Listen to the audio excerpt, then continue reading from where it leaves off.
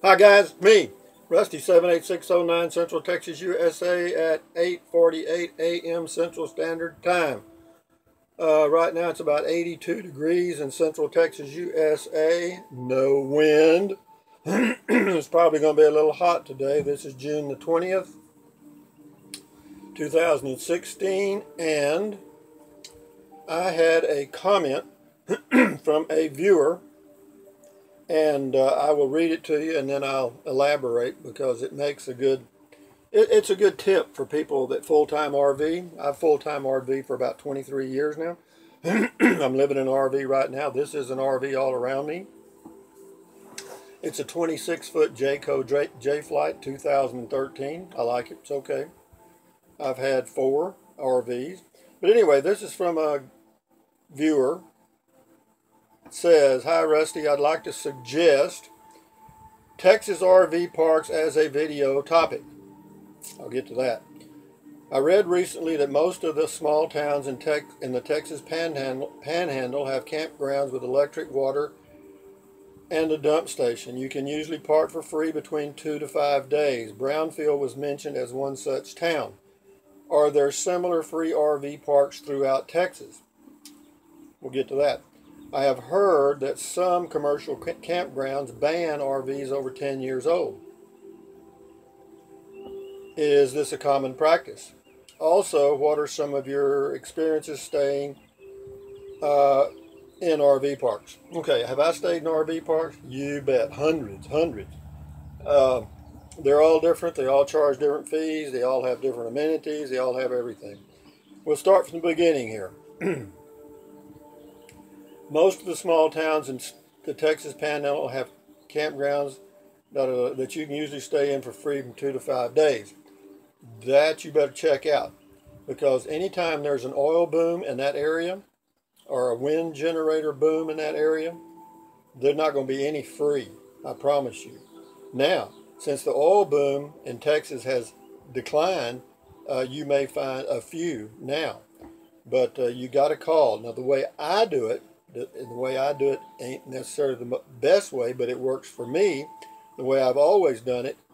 If I'm going to be staying in RV parks with an RV, what I do is I get on the internet, write down the names of the towns that I might be stopping in along my route, and get the phone number for the chambers of commerce in those communities, okay, that I may stop at as I'm traveling, and I write them down. And then I contact the Chamber of Commerce and ask them which city office handles the city RV park.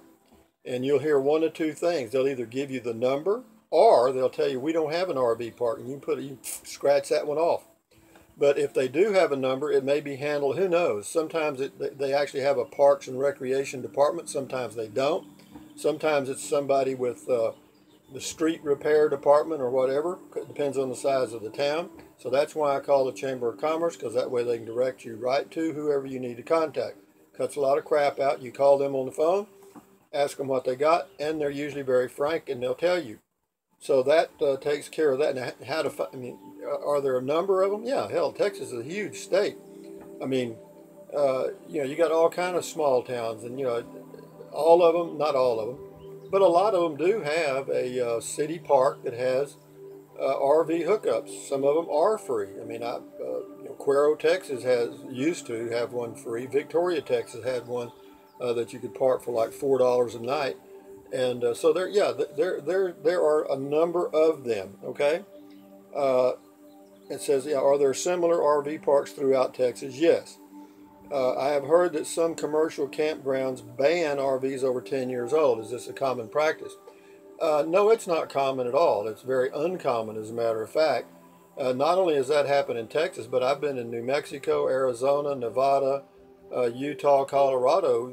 Some of the high dollar RV parks, if it has the word resort in it, Jim and John's RV Resort, there's a 50-50 chance if you have an RV over 10 years old, they're not going to let you in.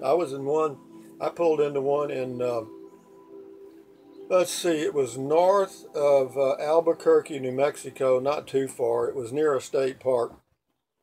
fortunately. And I pulled in, and I had a, hell, I don't know how old that RV was at the time, probably 15 years old. And I pulled in, I was driving an old pickup too, a 79 Chevrolet pickup, and this was like 1997 or 98, maybe in that range. And yeah, I pulled in, the guy came out and waved me down. And I said, well, that's awful nice. They come out to greet you. And he wasn't greeting me. He was waving me to go right on through the RV park and out the exit. Because he told me, he said, hey, man, you can't stop here. I said, why is that? And he said, well, we don't allow RVs over 10 years old. I said, oh, okay. So anyway, fortunately, he did wave me out because it was, even back then, back then you could find RV parks for anywhere from $10, $25 a night. 25 was on the high side.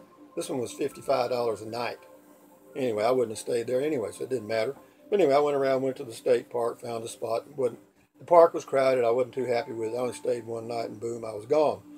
And okay, what are some of your experiences with staying in RV parks? Some good, some bad. You know, they are what they are. You know, they're for people that are transient, most of them. Now, most RV parks have their monthlies. They're people that pay by the month. And, you know, sometimes their RVs can be, I don't care if their RV's junky. I don't give a shit if what they live in. I don't. But I do care how loud they play their music and how many dogs they have barking all night and that sort of thing. And that happens all the time. I mean, or at least, you know, not all the time. It happens, I don't know, probably 30 to 40% of the time, but you know, you just remember those negative experiences, and the good times, they just kind of float away off into the la-la land. But yeah, hell, I've pulled into RV parks before, and you know, it looked great. And you know, I got into one in Alvarado, Texas. I was doing some work around Fort Worth, Dallas area. I was checking gas pipelines for leaks.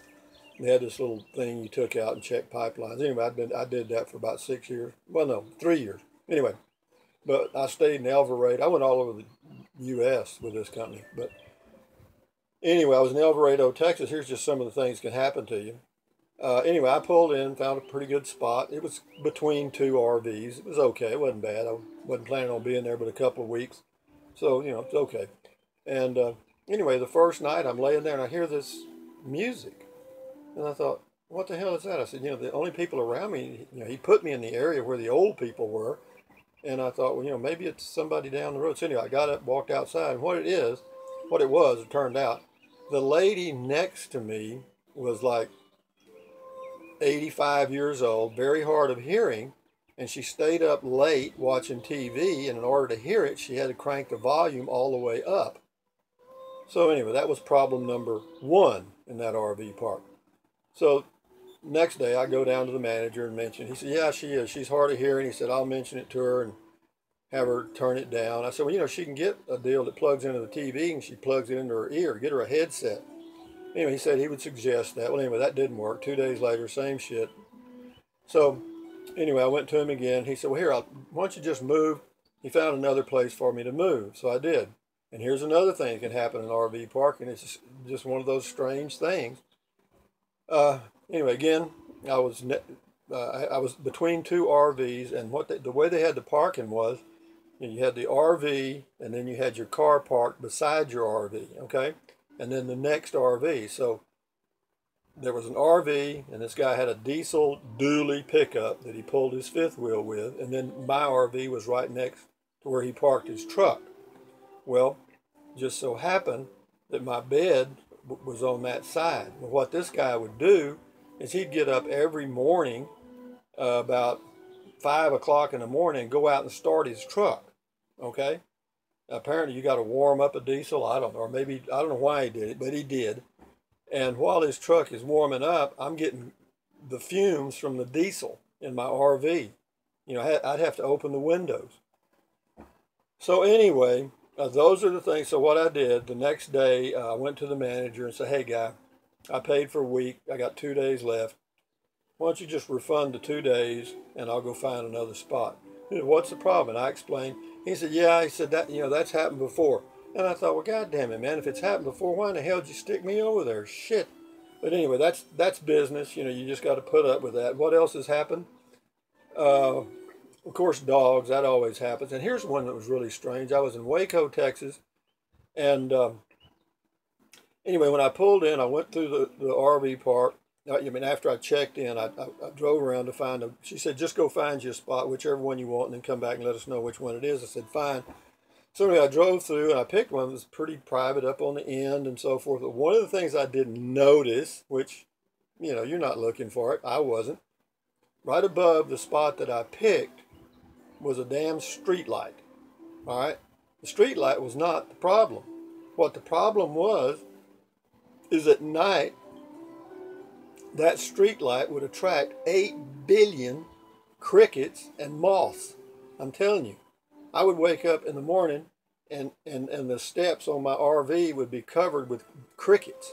All around the RV was crickets. They were all on the, you know, they'd try to get in the skylight and shit. Oh man, it stunk. Anyway, I moved, found a better spot, and that's the end of that. But that would be some of my many experiences in an RV park. Are there others? Yeah, man, I could go on and on and on. And that's why I've got a home base. No RV parks for me anymore. I've had this place for, shit, I don't know, 12 years approximately. And it's heaven. It's heaven. I've got privacy. I don't have to worry about dogs. I don't have street lights. You know, I don't have somebody gassing me, you know, a diesel. But be that as it may, thank you for the comment. And I hope this tip helps some of you because, yeah, as you're traveling anywhere across the United States, if you want to stay in RV parks for cheap or free, contact the cities along your route, you know, and find out if they've got a city park. If now you got to be careful. Some of these city parks are in the ghetto, you know, and you may wake up in the morning with your RV on jacks and all your wheels gone. So you gotta check that out too as you're going into these. So another suggestion. When you're traveling in an RV, always have at least 2 or 3 backups because you'll pull into option 1 that you thought was great. It sucks. You go to option 2, they went out of business. Okay? And number 3 hopefully will work for you. But I always had 2 or 3 backups, and that seemed to help a hell of a lot. Even when I'm camping in my Prius, I do the same thing. You know, my target will be a certain spot. Now, if it's a state park, national park, not a problem. You know that's there and it's going to be what it is. But if it's a campground, be sure you check because you might get in there and they're having a Boy Scout convention of building campfires or something. You know, you never know what the hell they're going to do. But be that as it may, folks, thumbs up, carpe diem, adios, bye, bye, bye. That's hard to do. It really is. Anyway, thanks again for the comment. You guys enjoy your day. Adios.